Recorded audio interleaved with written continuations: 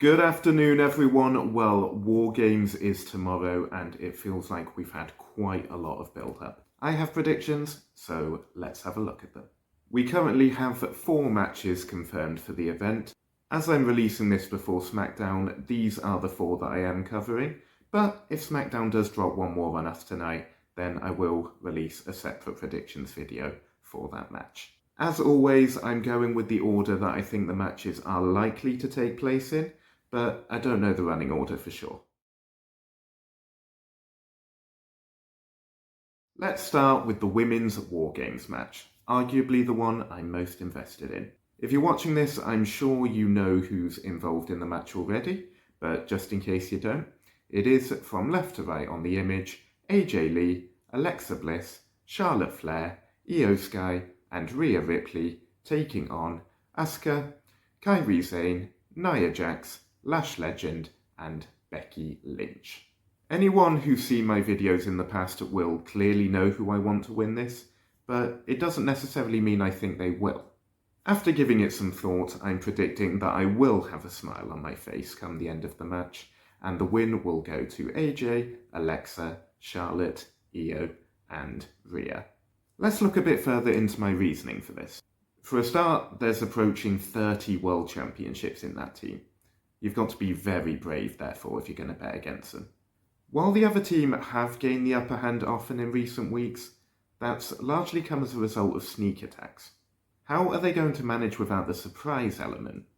I can also see Becky's arrogance backfiring here. The way she came out the other day talking about how she put the team together, I won't be surprised if the rest of the team end up getting annoyed with her.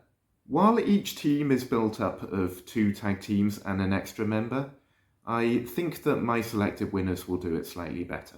The Kabuki Warriors are obviously the most experienced team involved, but the few months we've had of Io and Rhea and Alexa and Charlotte, I think will give them the edge over a team like Nia and Lash, who were only formed a couple of weeks ago. At the end of the day though, it's likely to come down to who works best as a 5. The tension between Charlotte and Rhea could end up costing them, and with the way Becky's been continually embarrassed by AJ lately, it might be booked to give her some momentum. I'm going with the face team, but it's not a foregone conclusion. The next match I'm predicting is for the Intercontinental Championship, and it's between champion John Cena and Dominic Mysterio. After a fairly lengthy reign, Dom dropped the title to John Cena, giving him the only title he'd never won. This outcome, I think, will depend on one of 3 decisions. Do they want Cena to A. lose the title so he can go on and win his final match? B. retain here so he can pass the torch on his final match? Or C. retire as champion? Any of them could happen, but I'm going with A. I've made this decision largely because of Dom rather than Cena. I think there's a lot more that they can or would plan on doing with him as champion. Having him drop it to Cena briefly gave him the chance to win the elusive title, but I do think it's going back to Dom, especially in his hometown.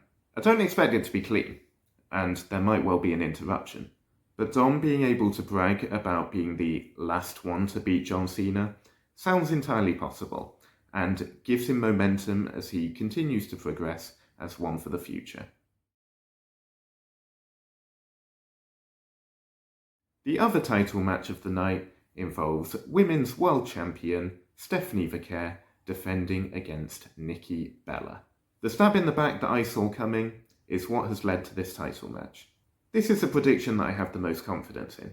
I'm going for a Stephanie Vaquer win, and I'll explain why. I personally believe that Nikki Bella has been introduced here to prove that Stephanie can do it against a former successful women's champion. The win over Io Sky was definitely an achievement, but I think a win over Nikki Bella would give her a lot of credibility. I don't think she's going to drop it so quickly after winning the championship, especially after winning the Crown Jewel Championship as well. She's had a big push recently, and I highly doubt that it's all going to come crashing down so soon. Finally, it's the men's War Games match. Again, from left to right, it's Roman Reigns, Jimmy Uso, Jey Uso, Cody Rhodes and CM Punk versus Bron Breakker, Drew McIntyre, Bronson Reed, Logan Paul and Brock Lesnar. The latter team have been put together by Paul Heyman, the final man in the image. They've built this up well. Every one of the opponents wants a piece of Paul Heyman's vision, and they'll get their chance. But it's going to be a very hard match to win. This is going to be a brave prediction, especially with two world champions on the opposing team, but I'm predicting a win for Team Heyman. This is for a few reasons. The first reason may sound odd, especially given I've put the tension aside between the members in the women's War Games match, but I can definitely see there being some difficulty between the face team in coexisting. Roman Reigns is largely at the centre of this. He doesn't like Punk, he doesn't like Rhodes, and I'm wondering, has he truly forgiven the Usos for what happened at Crown Jewel? The Vision have a lot of momentum and appear to be a much more solid team. The Brons have worked together for a while now, and Drew teamed with Logan back at SummerSlam. Brock Lesnar may not like the team, and this could lead to a downfall, but I think they're going to win. A win for Heyman's team could really propel some of the members into world title contention. The Brons may finally get a shot, and it gives Drew a potential reason to have one more match with Cody Rhodes. A loss here I think would hurt them, and with the match being 5-on-5, is one of the easiest opportunities to have the world champions take a loss without damaging their credibility. If I'm right, I don't expect it to be one of them who takes the fall. And there we go, those are my predictions for WWE War Games 2025.